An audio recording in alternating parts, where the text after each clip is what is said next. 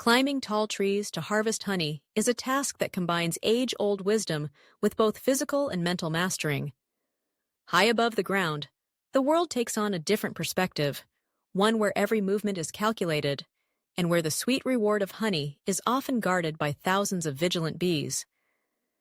For centuries, individuals across the globe have scaled formidable giants like the Himalayan cliffs, the towering sal trees of India, the rainforest canopies of Africa and Southeast Asia, all in pursuit of nature's golden nectar.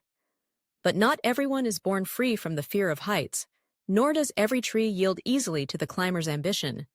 Through patience, training, and respect for both tree and bee, it is possible to cultivate exceptional tree climbing skills, to conquer the mental mountains of vertigo, and to harvest honey safely and efficiently from even the most daunting of heights. At the core of tree climbing is physical preparation.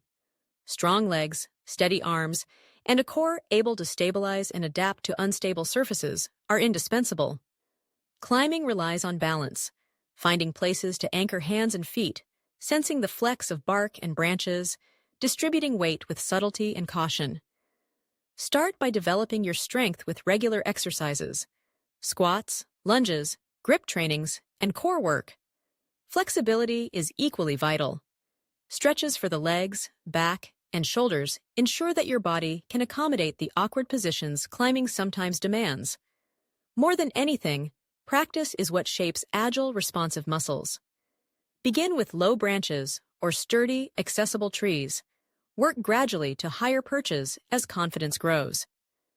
Every climb is an opportunity to better understand trees, the way their limbs grow, how their bark feels under your fingers, and how they sway with the wind. But physical prowess alone does not grant mastery of lofty crowns where honey is hidden. The mind, too, must be ready. Fear of heights is natural, an ancient survival mechanism that has kept countless generations grounded and safe.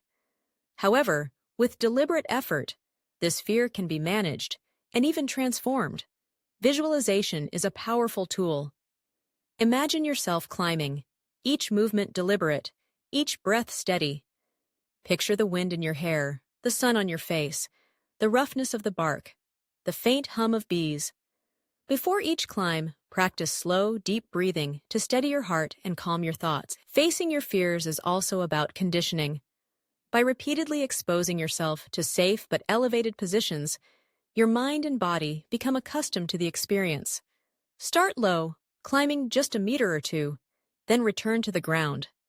Gradually increase your height, never pushing too far, but always seeking progress. Along the way, take time to appreciate the beauty and tranquility of the vantage point, allowing wonder to replace anxiety. Take comfort in safety tools as well, from harnesses to ropes, that can provide a physical anchor to go along with the mental one. When the mind begins to race, focus on the task at hand. The next handhold, the current foothold, the cool shadow of leaves, the safety measures securing you. With every ascent, the unfamiliar becomes familiar. The frightening routine. Understanding the tree is just as important as understanding oneself. Every species has its own structure, bark texture, and potential hazards. Learn to identify healthy trees with strong branches and firm roots. They will bear your weight and provide good access points. Examine the tree before climbing. Look for signs of rot, dead wood, or loose bark. When climbing, move vertically along the trunk when possible, using thick branches as rest stops or platforms to survey your progress. Test each limb before trusting it with your weight, and always keep 3 points of contact: 2 hands and 1 foot, or 2 feet and 1 hand. When harvesting honey, there are additional considerations. Bees are protective of their hives, and rightly so. Approaching a wild hive in a tall tree is not a task to rush. Prepare yourself before ascent. Wear light-colored clothing, as dark colors can agitate bees. Consider light, breathable protective gear, netted face coverings, long sleeves, and gloves. Climb quietly and avoid sudden jarring movements. Bees respond to vibration and noise. Before reaching the hive, take a moment to observe. Stand or sit as calmly as possible, watching the flight patterns of the bees. Are they calm or agitated? Is the hive active, or have the bees noticed your approach? If all seems well, plan your movements. A traditional smoke pot, if available, can be used to gently calm the bees and encourage them to retreat into the hive, making honey extraction safer. Handle the hive gently, never yank or break off large sections. Experienced honey hunters use knives or specialized tools to carefully cut honeycombs, often leaving portions of the hive intact so the colony can recover and regenerate. Harvesting high wild honey is as much about respect as skill. Take only what you need. Minimize damage to the hive and the tree.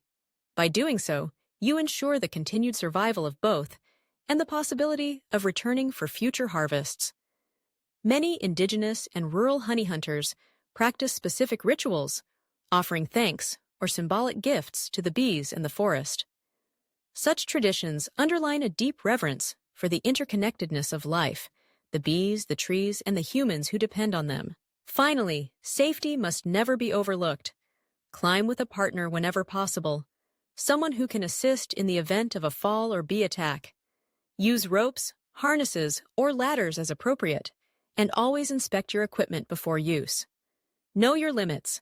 If you or your partner is allergic to bee stings, carry necessary medical supplies.